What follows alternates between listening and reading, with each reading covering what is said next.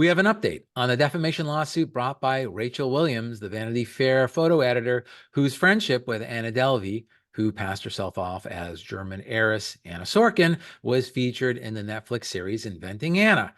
The news is not great for Netflix, and this should be a warning for producers of docudramas who take creative license with facts.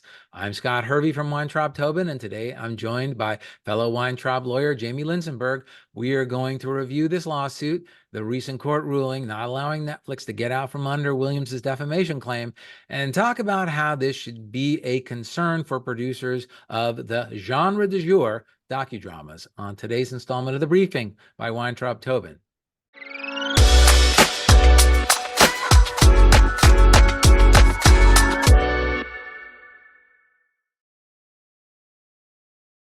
Jamie, welcome back to The Briefing.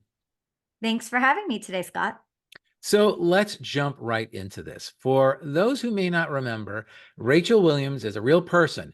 At the time of her portrayal in the Netflix program Inventing Anna, she was a Vanity Fair photo editor and a friend to Anna Delvey, also known as Anna Sorkin. Williams did not come across well in Inventing Anna. No, she didn't. She comes across as a privileged freeloader who sponges off of Sorkin and then abandons her when her real situation comes to life. True. She does come across that way. And as a result, Williams sued for defamation. Now, in order to prevail, she would have to demonstrate that her portrayal in Inventing Anna was an assertion of fact, was actually false or created a false impression about her, that it was highly offensive to a reasonable person, or was defamatory. And since Williams is a public figure, she published a story in Vanity Fair and published a book about her experience with Sorkin, she must also prove by clear and convincing evidence the statements were made with actual malice, meaning that the defendants knew that the statements were false or had serious doubts about the truth of the statement. There are numerous instances of Williams' portrayal in the series she claims to be actionable. We recently reran the podcast episode where you first reported on this lawsuit, where you covered all of the instances in detail. So there's no need to do that here. Instead, let's look at the two portrayals addressed by the court in denying Netflix's motion to dismiss. Both of those have to do with the scene in Morocco where Williams leaves. That's right. The first portrayal comes after several scenes depicting the problems with the credit cards at the hotel and the very expensive private museum tour. Williams tells Anna, who is portrayed as being alone in her room, drinking and heavily depressed, that she is leaving. Sorkin is portrayed as begging Williams not to leave her, but Williams leaves anyways. Now, the next portrayal is the following statements that's made by another character in Inventing Anna. This character says, "Please, Rachel abandoned Anna, kicked her when she was down, and left her alone in some foreign country. Rachel's happy to call herself Anna's friend when it means free stuff, trips to Morocco, but as soon as times got tough, some friend." Actually, the character didn't say tough or stuff. She said some expletive that we won't use here on the pod. So according to the complaint, Williams alleges that these statements are false, as Williams had a pre-existing business meeting in France. And Williams told Sorkin prior to the pair heading to Morocco that she would have to leave early. Also, according to the complaint, when Williams left Morocco, Sorkin was not sad, was not depressed, and was not alone.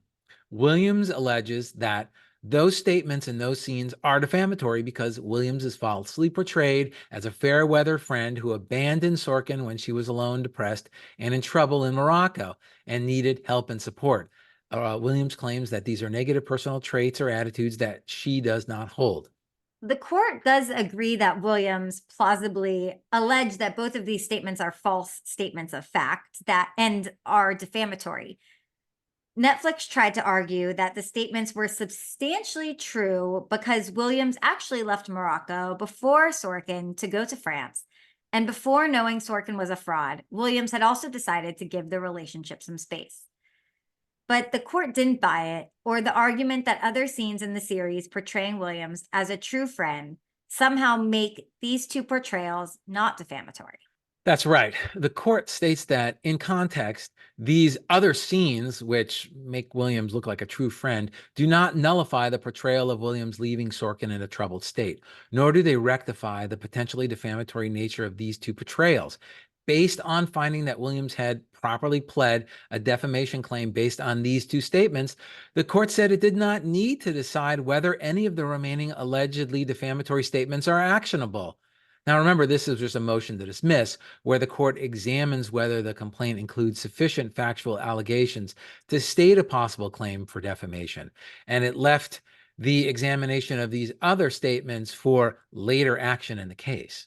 Right. But the result is that this case goes forward into discovery, which is not only time consuming, but expensive. And Williams' leverage and the potential settlement value just went up significantly, I would say. Yeah, I agree with that assessment. So, as we've seen with other docudrama defamation cases, one of the big risk points seems to be where a producer will fictionalize part of a storyline, especially where the truth and the fictionalized version are so divergent that it would cause viewers to feel differently. Right. I mean, I can't imagine. I can only imagine why Shonda Rhimes decided to play the scene the way she did. I have no insight into why she did it. It certainly makes Anna look more sympathetic, and it supports the character role as the show's antihero. I mean, look, Delvey was convicted on 8 charges, including second-degree grand larceny and theft of services, and first-degree attempted grand larceny. But in watching the show, and I watched the show, you really can't help but root for her. So certainly, Shonda Rhimes may have had very good reason to play the scene the way she did creatively, but this little twist in the narrative now exposes Netflix to liability. So that's the lesson for producers of docudrama. Any deviation from the truth needs to be examined from a legal risk perspective. And if you need a scene to play a certain way in order to deliver a specific emotion or narrative, make up the scene and have the characters interact with made-up characters who display the necessary or needed defamatory traits.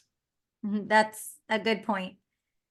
And if the case doesn't settle, I'm sure that Netflix will eventually bring a motion for summary judgment down the line. So, Scott, let's be sure to report back then. Oh, we certainly will. Thank you for listening to this episode of The Briefing. We hope you enjoyed this episode. If you did, please remember to subscribe, leave us a review, and share this episode with your friends and colleagues. And if you have any questions about the topics we covered today, please leave us a comment.